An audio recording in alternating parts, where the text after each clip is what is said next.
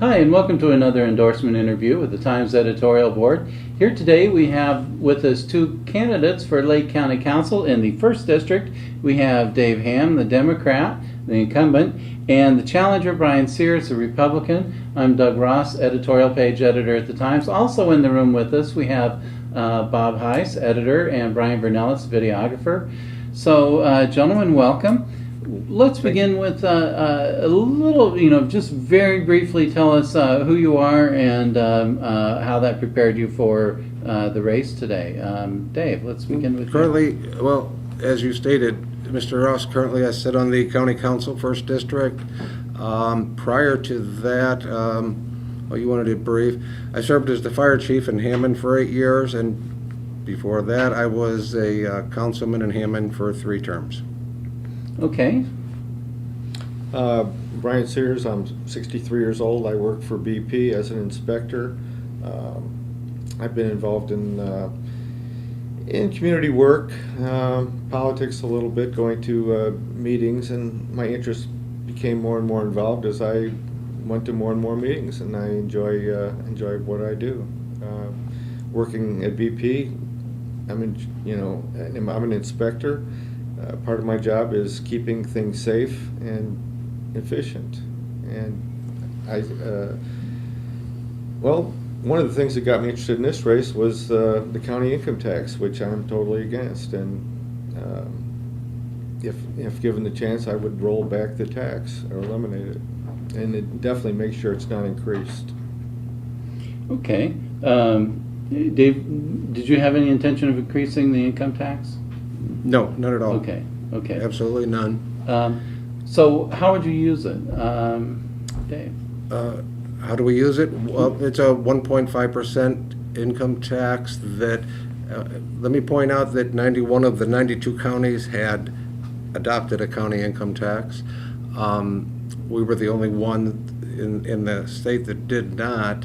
We couldn't get any help from the state because they had suggested that we can't help you until you're willing to help yourself. We need to get off of the property tax and onto the income tax. So 1%, we came up with a formula. 1% is PTRC, people will always refer to. That's property tax relief credit. 1/4 of that 1.5% is for public safety, and another 1/4 of that 1.5% is for seated or county economic development income tax. So it was a specific formula. Since we've come up with that formula, there's actually been 6 counties that are redevising their system to meet and match ours. Okay. Do you know the names of those counties? No, Okay. I don't offhand. Okay. I just got it from a legislator the other day. But what's good about this is all of our money had been derived from property taxes, and if you think about it, you could be a senior and have a large house, no mortgage. You're paying the large taxes on that money when your income has been lowered because you're on a fixed income. Now your taxes are not going to be as much, and it's not based on the property. The PTRC, the property tax relief credits, every parcel in this county, every single parcel, their property taxes have decreased. If you look at line 4B on your tax form. Okay. Brian? Well, I'm not real good with numbers, but I would say that creating a tax that extracts $130 million from the county to pay for a $20 million deficit seems a little bit of overkill. And as far as property tax relief, people in Whiting, Hammond, and probably East Chicago really haven't seen much property tax relief since they're at the maximum anyway on the 1%. And anytime you raise taxes on people on fixed incomes, that's not going to help them maintain a style of living. Maybe they don't tax Social Security, but if you've got a pension, they're going to tax you 1.5% on that, and on dividends and on anything else. So if you're not getting any tax relief because you're at the maximum anyway, and you're paying income tax on fixed income, your standard of living's going down, and I don't see where that helps people. Okay. how do you think, within the 1% goes to property tax relief, but of the remaining 0.5%, quarter and a quarter, Yes. how do you think that should be allocated? Brian? Well, my view would be that money should be given back to the taxpayer. And there's many ways to do that. And one of the ways to do it would be to pay back some of the bonds that the county seems to borrow money to pay for. I understand in 2013, they borrowed $15.5 million from Porter County. Boy, it sure would be nice if we were running a surplus and we could lend money to other counties that haven't got their fiscal responsibility house in order and ultimately lower the tax rate. Okay, Dave? Oddly enough, I agree with my opponent. The reason that those monies had to be borrowed is because there was not a county income tax. We had to borrow money in order to make payroll. So since the county income tax has been adopted, we no longer have to borrow money from Porter County.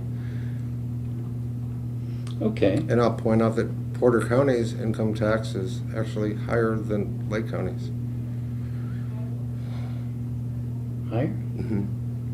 Most counties are. You take Fulton County, for example, I believe it's 3.75.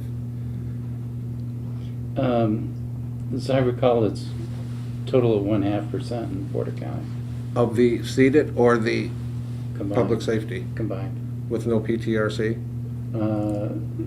I think there's some of that built into it, but I think it's, well, in any case, we don't need to debate that today. Mm-hmm. But let's look at the one thing that people are telling you, I'm sure, are their biggest concern is jobs and economic development. So how would you address that? Myself, I think public transportation. There are tools that are available right now in cities and towns, both.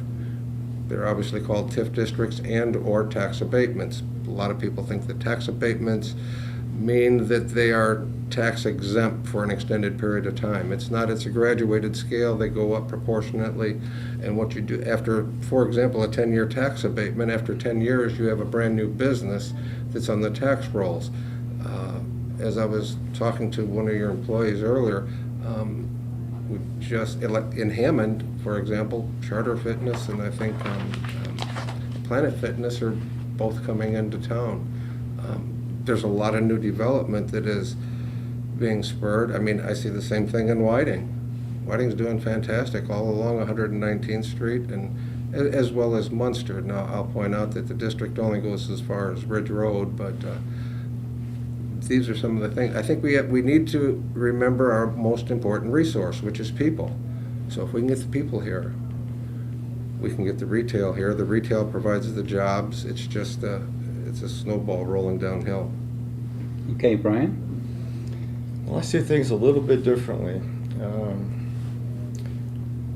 I understand that TIF districts work pretty well for some things, but as a taxpayer, in my view, what you're doing is you're separating a piece of the pie away from the whole. And that piece of pie is not giving tax relief to the rest of the pie. So the people that are in the TIF district, that money stays in the TIF district. So the rest of the pie has to make up the taxes that go to provide municipal services. They're not getting tax relief. They're not getting a proportionate amount of that tax because it's being pushed aside for whatever reason. New homes are being built. They get tax exempt status for 5 years. Someone's living in a $300,000 house and he's paying no taxes, 80%, 60%, 40%, 20%, and then finally he's going to be taxed at the assessed value. But I'm paying full assessed value all the time because I don't get that tax relief. I don't think that's fair. I can understand how they want to encourage people to buy, But you know what? If you didn't artificially inflate the values of the homes and keep the assessed values high, let the market take care of the property values, get a proper assessment, things would work out. I think they're being manipulated. Okay. Are you aware of any tax abatements for homes in Lake County? Yes, they're called CHIP Okay. programs. They're sponsored by the state. CHIP is a community housing infill program. And that's been in effect for many years. As I described, the more people you can bring in, that's your most important resource. The more people you can bring in, as soon as that abatement, that CHIP program, which was devised by the state legislature, once that abatement expires, they are on the tax rolls, as my opponent stated, and then that's spread across the community. If we could do that, it would be a constant turnover, and we would not be stuck at 500,000 people in our county. We would probably be at 1 million easy. Okay. So I support CHIP, the Community Housing Infill Program, yes. Okay. So, what's your vision for Lake County? I mean, describe what you would like it to be, Bryan. I'd like to go back a second to what Dave just said.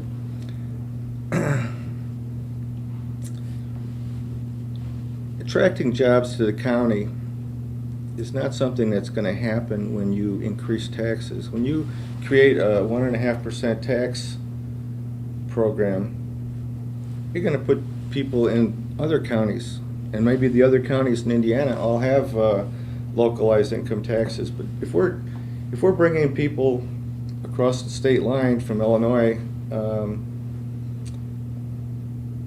they're not going to want to pay these taxes.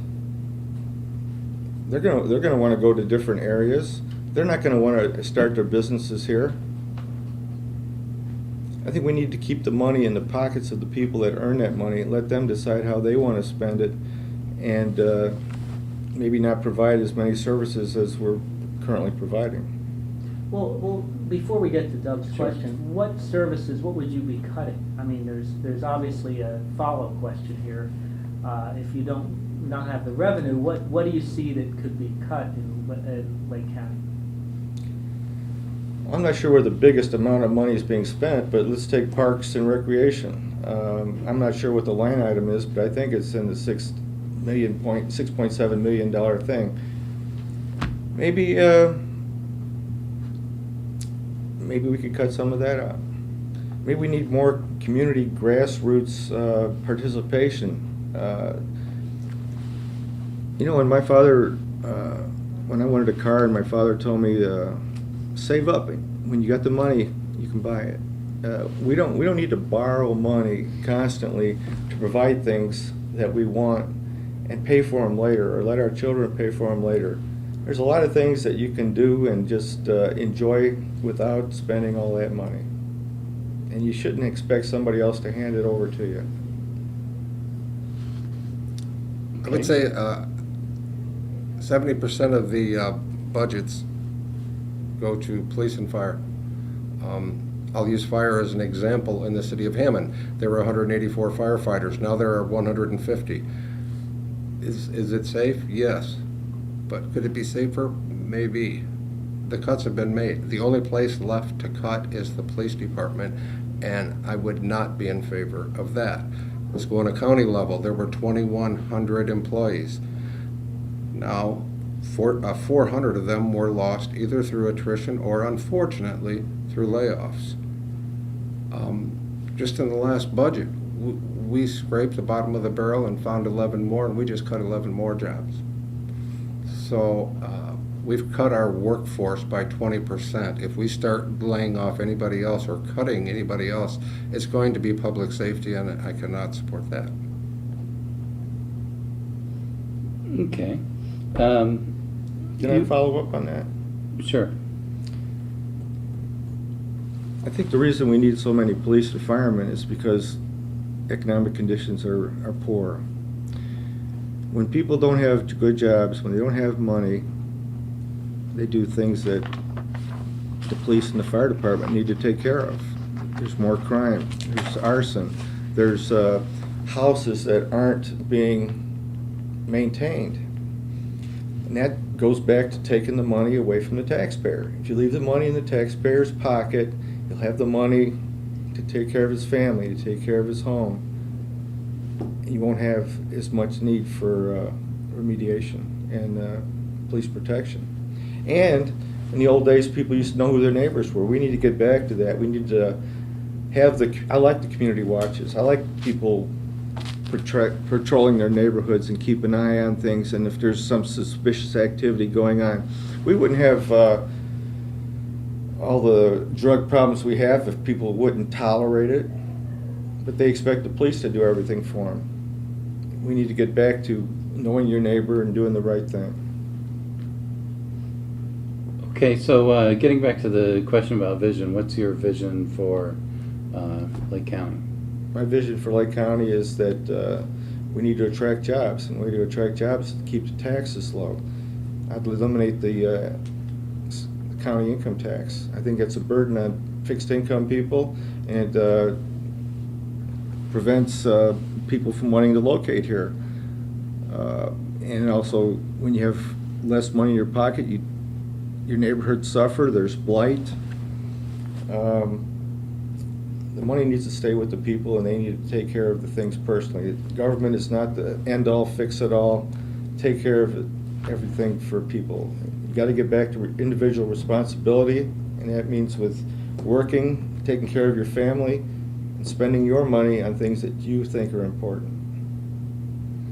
Okay.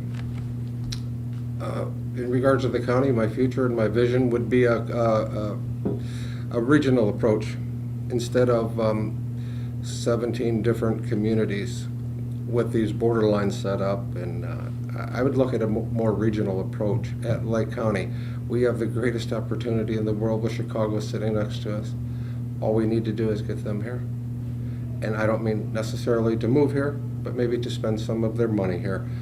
We can do that through public transportation. Public transportation will provide the transportation not only for retail, but also for education and for medical needs. Public transportation, I mean trains, I mean buses, and every kind of transportation that you can imagine. And I support that and have been very vocal about that at our council meetings. Okay. Lake County has a couple of satellite buildings outside the main complex and Crown Point. Should those be open, closed? What do you think? Myself, I think it's a necessity that they be open at this time due to the fact that we don't have the public transportation that we're working towards. Once that was provided, then I could see that you could possibly look at making some changes there. Okay, Bryan? To me, this goes back to the South Shore, and I'm against the South Shore. I can't see where the South Shore expansion is going to help Hammond, Whiting, or Munster, the people of the first council district. As far as transportation, if we had a regional hub, say somewhere around Tri-State by Wicker Park, these people that want to drive to, get transportation to Chicago, you could drive there, park there. I've seen so many buses empty, driving around, burning up diesel fuel. I think it's a waste of money. I'm against it. Okay. Bob? Well, one of the questions I've been asking is, because I hear it a lot, is the region doesn't get its share from the state, whether it's any kind of state funding or whatever.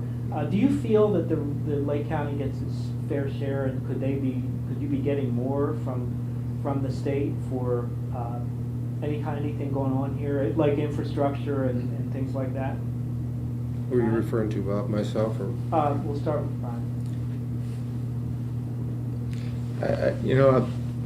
I don't know enough about it to really have a good answer to that, but my feeling is, from reading the papers, is that the state is controlled primarily by the Republicans currently, and there's been some animosity about corruption in Lake County, and You know, maybe that's part of the reason we couldn't get Klein Avenue Bridge rebuilt. I don't know. It should have been rebuilt.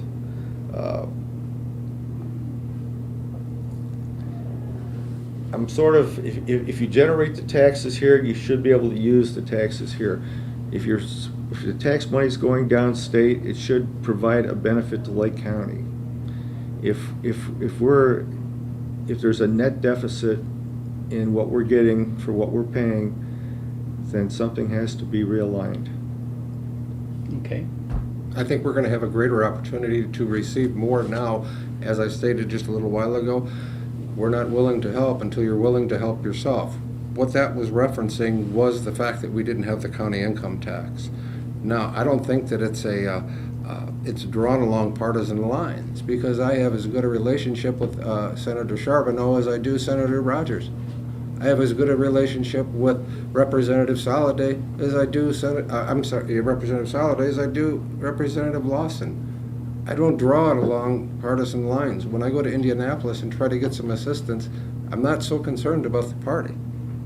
And by the way, neither are they. And I've never heard anybody down there, whether they be Republican or Democrat, say we can't help you because there's corruption. So I think that we're going to see, this being the budget year in the General Assembly, I truly believe that we're going to get some more assistance. Every other year is budget year. So this year, I think that argument is gone. 92 out of 92 counties. The one before us was Sullivan County. 92 out of 92, we're playing with on an even playing field, and I think that you'll see that we do get some more assistance now. Okay. And I say throw the partisanship out the window, because there's many times that I'll be in Indianapolis and it's a Republican I'm speaking to, and they're more than willing to help.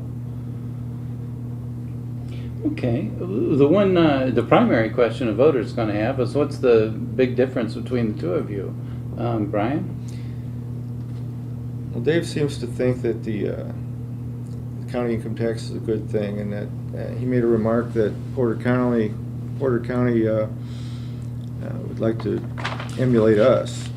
Well, I'd like to see the other 91 counties emulate us by reducing or eliminating that income tax. And if I'm elected, that's where my focus will be. Okay. As Bryan stated, we disagree on that issue. However, it's against the state statute in the General Assembly, so it's not going away. I mean, it's not allowed within the laws. Okay. Is there anything we didn't ask that we should have? You know, a lot of people might be curious to know why I'm a Republican in a Democrat-controlled area. You know, Whiting is 100% Democrat. Hammond, we had Kim Poland for a while, but I don't think there's any Republicans in Hammond. You might have a few in Munster. But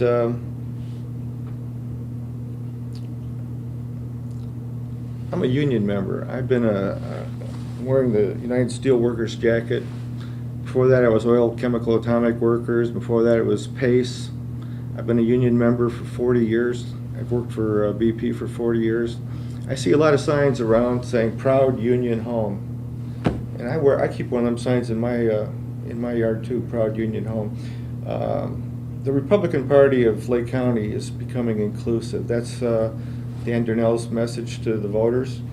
We're inviting people to become Republicans, that you need competition, you need an exchange of ideas, you need thinking and talking and participation. And as chairman of the Republican Party in Whiting, which might be just me and maybe one or two other people at this point, I think democratic process that we have, for lack of a better word, we could Republican government, democratic process, we need more people getting involved in more things. I started into politics by going to meetings and finding out things and getting more and more interested. And I'd invite everybody out there to participate by going to council meetings, going to redevelopment meetings, going to zoning board meetings. get to know who your people are, and run for something. Okay, anything we didn't ask that we should have? No, I'm big on new housing starts. I'd like to see us expand. I'd like to see population base increase. And I didn't have an opportunity to speak on the South Shore. I think that we're jumping the gun a little bit.